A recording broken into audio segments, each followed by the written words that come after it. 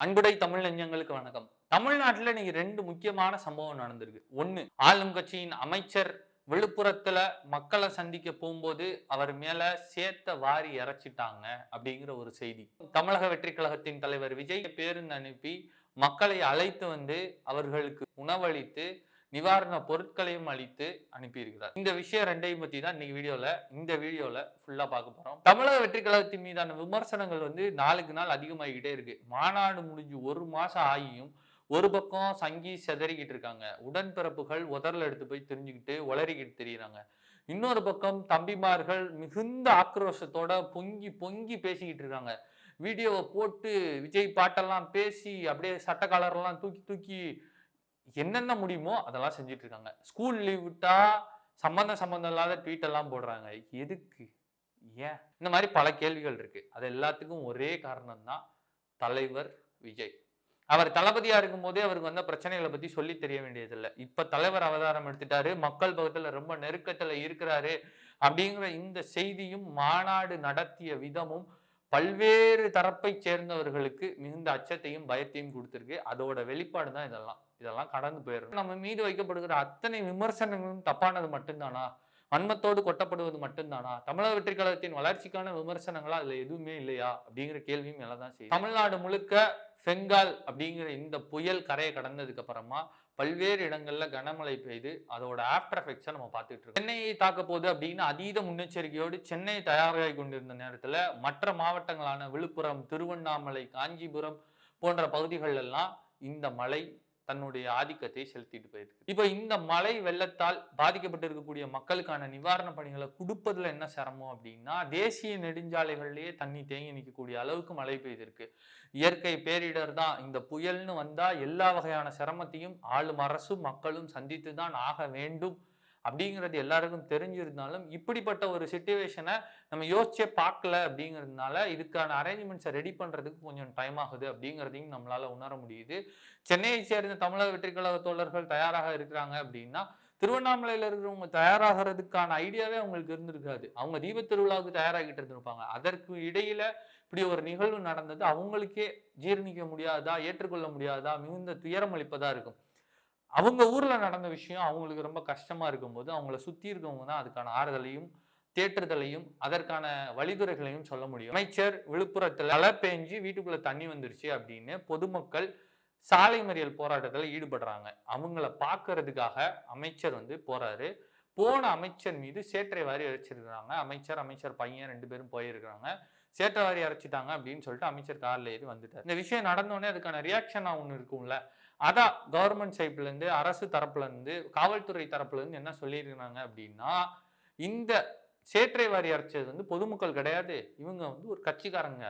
BJP கட்சியை சேர்ந்தவங்க. இவங்க இன்டென்ஷனலா பிளான் பண்ணி இப்படி ஒரு சம்பவத்தை பண்ணியிருக்கிறாங்க. ஒரு திட்டமிடப்பட்ட ஒரு செயல். சேற்றை வாரி இறைச்சவரு பாஜகவை சேர்ந்தவரா, பொதுமக்களா, அதுவா இதுவான்னு பேசுறதெல்லாம் ஆளுங்க அரசு பேசிதான் ஆகணும். அவங்க மேல அப்படி ஒரு விஷயம் நடந்திருக்கு அப்படின்னும் போது அது யாருமே ஏற்றுக்கொள்ள முடியாது. விழுப்புரம் பகுதி ரொம்ப மோசமான ஒரு நிலைமையை சந்திச்சிருக்கு.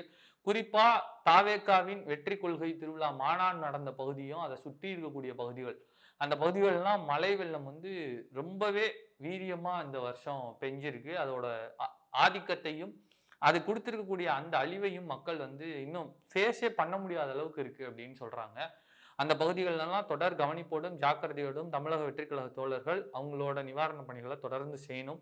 மற்ற அரசியல் கட்சிகளும் அரசும் செய்து கொண்டிருக்கிறாங்க. நம்மளும் களத்துல மக்களோட நிற்கணும். இப்ப அமைச்சர் மீது வீசும் அளவுக்கு மக்கள் கொந்தளிச்சு போயிருக்காங்களா? இதுதான் உண்மையிலே மக்களோட மனநிலையா இருக்கா அப்படின்னு நம்ம பார்க்க வேண்டியிருக்கு.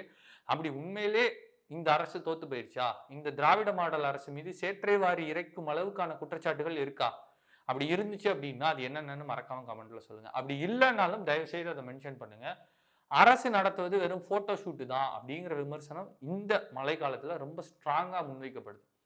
வழக்கமா எலெக்ஷனுக்கு முன்னாடி இவங்க அவங்களையும் அவங்க இவங்களையும் திட்டுறதெல்லாம் நம்மளும் பார்த்துருக்கிறோம். அந்த அரசியல்லாம் நமக்கும் புரியுது அப்படின்னாலும் அதை தாண்டி தொடர்ந்து அமைச்சர், முதலமைச்சர், துணை முதலமைச்சர் மற்றும் இருக்க அமைச்சர் பெருமக்கள் அரசாங்கமே ஒரு போட்டோ ஷூட்டா தான் இருக்கு. போட்டோ எடுத்துட்டா போதும், இந்த வேலை முடிஞ்சிருச்சு, நம்ம கணக்காட்டிடலாங்கிற ஒரு மென்டாலிட்டியில அரசாங்கம் இருக்கு. அரசு ஊழியர்கள் இருக்காங்களா அப்படிங்கிற ஒரு கேள்வியும் இருக்கு. எல்லா அரசு ஊழியர்களும் எல்லா அரசாங்க அதிகாரிகளும் எல்லா நேரத்திலையும் முதலமைச்சரும் துணை முதலமைச்சரும் இப்படி இருக்கிறாங்களா இல்ல அவங்கள அப்படி ஃப்ரேம் பண்றாங்களா அப்படிங்கிறது ஒரு புரியாத புதிரா தான் இருக்கு.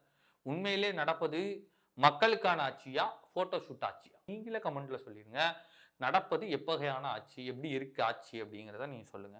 இப்ப 2வது விஷயத்துக்கு வருவோம். விஜய் வீட்டுல கூப்பிட்டு மக்களுக்கான நிவாரண பொருட்களை கொடுத்திருக்கிறாரு. பல்வேறு காலகட்டங்கள்ல ஒவ்வொரு தடவை மழை வரும்போதும் பல்வேறு தலைவர்கள் களத்துல போய் முட்டிக்கால் தண்ணியில நின்று தான் மக்களை சந்திச்சிருக்கிறாங்க. வேட்டியை மடிச்சு கட்டிட்டு இறங்கி தான் கேப்டன் விஜயகாந்த் மக்களை சந்திக்க போனார்.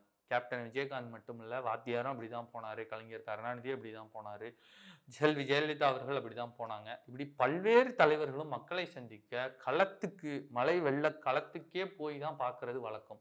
இன்னைக்கு இருக்கிற முதலமைச்சர் துணை முதலமைச்சர் வரைக்கும் அப்படின்னு ஒரு பெரிய பட்டியலை வைக்கிறாங்க விமர்சனமா. வீட்டுக்கு அழைச்சி சோறு போட்டாரு, ஏன் அவரால் களத்துக்கு போக முடியாதா, முட்டிக்கால் அளவு தண்ணியில இறங்கி நடக்க மாட்டாரா அப்படின்னா அவரால் எல்லாமே பண்ண முடியுங்க.